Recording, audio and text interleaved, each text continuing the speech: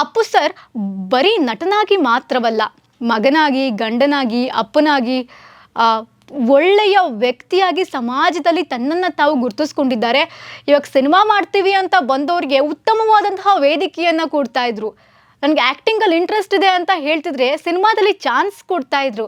ನನಗೇನೋ ಕಷ್ಟ ಇದೆ ಅಂತ ಹೇಳ್ಕೊಂಡ ತಕ್ಷಣವೇ ಅವ್ರ ಕೈಲಿ ಎಷ್ಟಾಗುತ್ತೆ ಅಷ್ಟು ಸಹಾಯವನ್ನು ಮಾಡ್ತಾ ಇದ್ರು. ಸೊ ಹೀಗಿರುವಂತಹ ಪುನೀತ್ ರಾಜ್ಕುಮಾರ್ ಸರ್ನ ಕಳ್ಕೊಂಡು ನಿಜವಾಗ್ಲೂ ಕೂಡ ನಮ್ಮ ಕನ್ನಡ ಚಿತ್ರರಂಗ ಬರಿದಾಗಿದೆ ಅಂತಲೇ ಹೇಳ್ಬೋದು. ಈ ಮಾತನ್ನು ಬರೀ ನಾನು ಮಾತ್ರ ಹೇಳ್ತಾ ಇಲ್ಲ, ಬಹುಶಃ ಎಲ್ಲ ಅಭಿಮಾನಿಗಳಿಗೂ ಅನಿಸಿದಂತಹ ಮಾತಿದು. ಎಷ್ಟೋ ಜನ ಅಪ್ಪು ಸರ್ ಅವರ ಫ್ಯಾನ್ಸು ಅವ್ರ ಕುರಿತು ಒಂದಷ್ಟು ಡೆಸರ್ಟೇಷನ್ ಮಾಡಿರ್ತಾರೆ, ಪ್ರಾಜೆಕ್ಟನ್ನು ಮಾಡಿರ್ತಾರೆ. ಸೊ ಇದೆಲ್ಲ ಯಾಕೆ ಆಗುತ್ತೆ? ಅವ್ರ ಮೇಲಿರುವಂತಹ ಅಭಿಮಾನ ಮಾತ್ರವಲ್ಲ, ಅವರು ಸಮಾಜದ ಮೇಲೆ ತೋರಿಸುವಂತಹ ಒಂದಷ್ಟು ಕಾಳಜಿಯನ್ನು ವ್ಯಕ್ತಪಡಿಸುವ ರೀತಿ. ಅವ್ರು ಮಾಡಿರುವಂತಹ ಎಲ್ಲ ಸಿನಿಮಾದಲ್ಲಿಯೂ ಕೂಡ, ಅಂದರೆ ಅವರು 6 ತಿಂಗಳು ಮಗುವಾದಾಗಿಂದನೇ ಬಣ್ಣದ ಲೋಕಕ್ಕೆ ಕಾಲಿಟ್ಟಿದ್ರು ಪುನೀತ್ ರಾಜ್ಕುಮಾರ್ ಸರ್. ಸೊ ಆಗಿನಿಂದಲೂ ಕೂಡ ಅವ್ರು ಮಾಡಿದಂತಹ ಸಿನಿಮಾಗಳಿಗೆಲ್ಲವೂ ಕೂಡ ಹಿಟ್ಟು, ಎಲ್ಲವೂ ಕೂಡ ಸಮಾಜಕ್ಕೆ ಏನೋ ಒಂದು ಸಂದೇಶವನ್ನು ಹೇಳ್ತಿರುವಂತಹ ಸಿನಿಮಾಗಳು ಆಗಿದ್ವು. ಅಪ್ಪು ಸರ್ ಸ್ಟಂಟ್ಗೂ ಫ್ಯಾನ್ಸ್ ಇದ್ದಾರೆ, ಅಪ್ಪು ಸರ್ ಡ್ಯಾನ್ಸ್ಗೂ ಫ್ಯಾನ್ಸ್ ಇದ್ದಾರೆ, ಅವ್ರ ಆ್ಯಕ್ಟಿಂಗೂ ಫ್ಯಾನ್ಸ್ ಇದ್ದಾರೆ, ಅವ್ರು ನೋಡೋಕ್ಕೂ ಎಲ್ರಿಗೂ ಇಷ್ಟ. ಸೊ ಅವರು ಕುಟುಂಬದ ಮೇಲೆ ತೋರಿಸುವ ಪ್ರೀತಿ, ಕಾಳಜಿ, ಗೌರವಕ್ಕೂ ಕೂಡ ಅವರಿಗೆ ಫ್ಯಾನ್ಸ್ ಇದ್ದಾರೆ.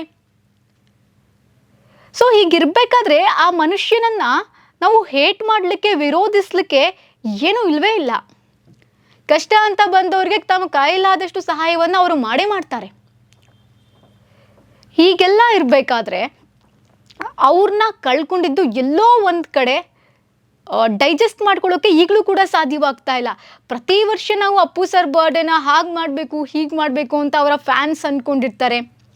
ಬಹುಶಃ ಅವರು ಈ ಕ್ಷಣಕ್ಕೆ ಇದ್ದಿದ್ರೆ ಅವರು ಎಷ್ಟು ಸಂತೋಷ ಪಡ್ತಿದ್ರು, ನಿಜವಾಗ್ಲೂ ಕೂಡ ಅದು ಹೇಳ್ಕೊಳ್ಳೋಕ್ಕೆ ಸಾಧ್ಯವೇ ಆಗ್ತಾನೇ ಇರಲಿಲ್ಲ. ಅವರ ಹೆಸರಿನಲ್ಲಿ ಎಲ್ಲೋ ಒಂದು ಕಡೆ ಅನ್ನದಾಸೋಹ ನಡೆಯುತ್ತೆ, ರಕ್ತದಾನ ಮಾಡ್ತಾರೆ, ಹಸಿದು ಬಂದವರಿಗೆ ಊಟ ಕೊಡ್ತಾರೆ, ಅವರ ಹೆಸರಿನಲ್ಲಿ ಶಾಲಾ ಮಕ್ಕಳಿಗೆ ಪುಸ್ತಕವನ್ನು ಕೊಡ್ತಾರೆ, ಬ್ಯಾಗ್ ವಿತರಣೆ ಮಾಡ್ತಾರೆ, ವಿದ್ಯಾಭ್ಯಾಸವನ್ನು ಕೊಡ್ತಾರೆ. ಇದಕ್ಕಿಂತ ಹೆಚ್ಚಿಂದು ಒಬ್ಬ ಮನುಷ್ಯನಿಗೆ ಏನೂ ಬೇಕಿಲ್ಲ.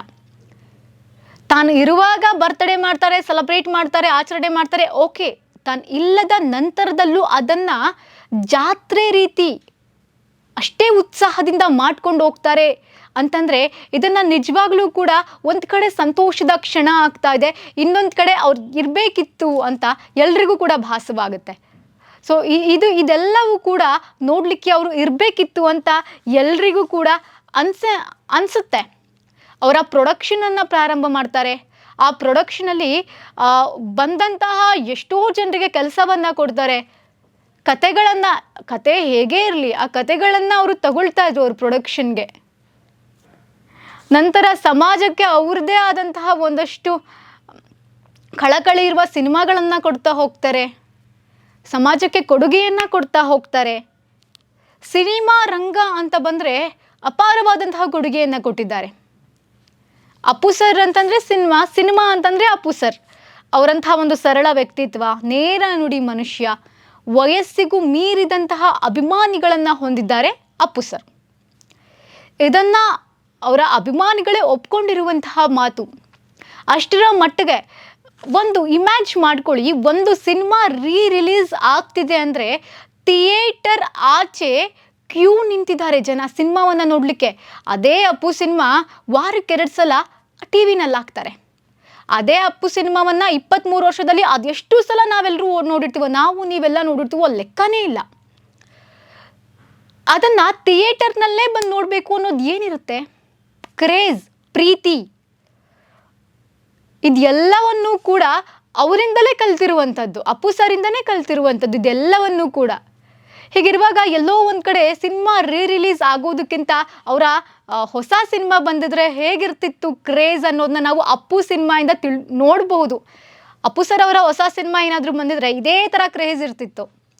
ಅಷ್ಟರ ಮಟ್ಟಿಗೆ ಅಪ್ಪು ಸರು ಎಲ್ಲರಿಗೂ ಕೂಡ ಇಷ್ಟವಾಗಿದ್ದಾರೆ. ಸೊ ನಂತರ ನಾವು ನೋಡ್ತಾ ಹೋದಂತಹ ಸಂದರ್ಭದಲ್ಲಿ ಸಾಕಷ್ಟು ಪ್ರಶಸ್ತಿಗಳನ್ನ ಅಪ್ಪು ಸರ್ ತೆಗೆದುಕೊಂಡಿದ್ದಾರೆ. ಚಿಕ್ಕ ವಯಸ್ಸಿನಲ್ಲೇ ಅವರು ರಾಷ್ಟ್ರೀಯ ಪ್ರಶಸ್ತಿನ ತಗೊಂಡಿದ್ದಾರೆ ಅಂತಂದರೆ ಅವ್ರ ಬಗ್ಗೆ ನಿಜವಾಗ್ಲೂ ಮಾತಾಡೋಕ್ಕೆ ಖುಷಿ ಆಗುತ್ತೆ ಅಂತ ಹೇಳ್ಬೋದು. ಅಂತಹ ವ್ಯಕ್ತಿತ್ವ ಅವ್ರದ್ದು. ಸಾಮಾನ್ಯವಾಗಿ ಅವರ ಬರ್ತ್ಡೇಗೆ ಎಲ್ಲರೂ ಕೂಡ ವಿಶ್ ಮಾಡ್ತಾರೆ.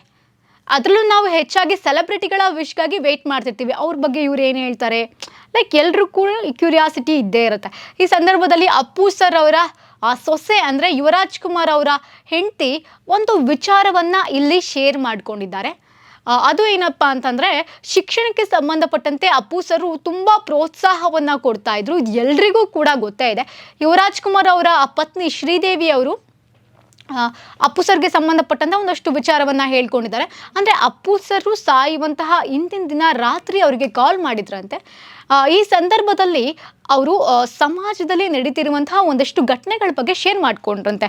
ಅದೇನಪ್ಪ ಅಂತಂದರೆ, ಹಿಂದಿನ ಕಾಲದಲ್ಲೆಲ್ಲ ಸಿನಿಮಾಗಳು ಈಗಿರ್ತಾ ಇರಲಿಲ್ಲ. ತುಂಬ ಒಂದು ರಗಡಾಗಿರುವಂತಹ ಸಿನಿಮಾಗಳು ಸಿಗ್ತಾ ಇತ್ತು, ನೋಡ್ಲಿಕ್ಕಾಗಿರ್ಬಹುದು ಅಥವಾ ನಾವು ಅಭಿನಯಿಸ್ಲಿಕ್ಕಾಗಿರಬಹುದು ಸಿಗ್ತಾ ಇತ್ತು. ಆದರೆ ಈಗ ಬರ್ತಿರುವಂತಹ ಸಿನಿಮಾಗಳಲ್ಲಿ ಆ ರೀತಿಯಾಗಿರುವಂತಹದ್ದು ಏನೂ ಇಲ್ಲ. ನೋಡಬೇಕು ಅಂತ ಅನ್ನುವಂಥದ್ದು ಏನೂ ಇಲ್ಲ. ಅರ್ಥ ಆಗದಲ್ಲೇ ಇರುವಂತಹ ಕತೆಗಳನ್ನ ತೊಗೊಂಡು ಬರ್ತಾರೆ. ಅದೇ ಡೈಲಾಗ್ ಇರುತ್ತೆ, ರಿಪೀಟ್ ಡೈಲಾಗ್ ಇರುತ್ತೆ.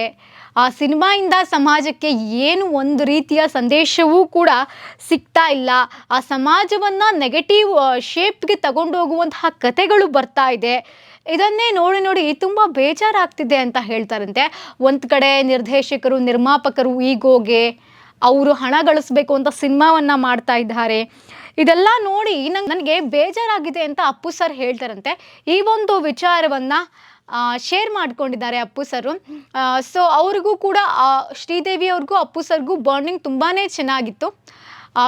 ಪ್ರತಿಯೊಂದಕ್ಕೂ ಕೂಡ ಅವರು ಉತ್ತೇಜನ ಕೊಡ್ತಾ ಇದ್ರು. ಶ್ರೀದೇವಿ ಅವರಿಗೆ ಒಂದು ಎಜುಕೇಷನ್ ಪರ್ಪಸಲ್ಲಿ ಆಗಿರಬಹುದು, ಯಾವುದ್ರಲ್ಲರೂ ಆಗಿರಬಹುದು, ಅವರು ಉತ್ತೇಜನವನ್ನು ಕೊಡ್ತಾ ಇದ್ರು. ಸೊ ಇದನ್ನು ಅವರು ತುಂಬ ಗೌರವದಿಂದ ಶೇರ್ ಮಾಡಿಕೊಂಡಿದ್ದಾರೆ ಈ ಒಂದು ವಿಚಾರವನ್ನು.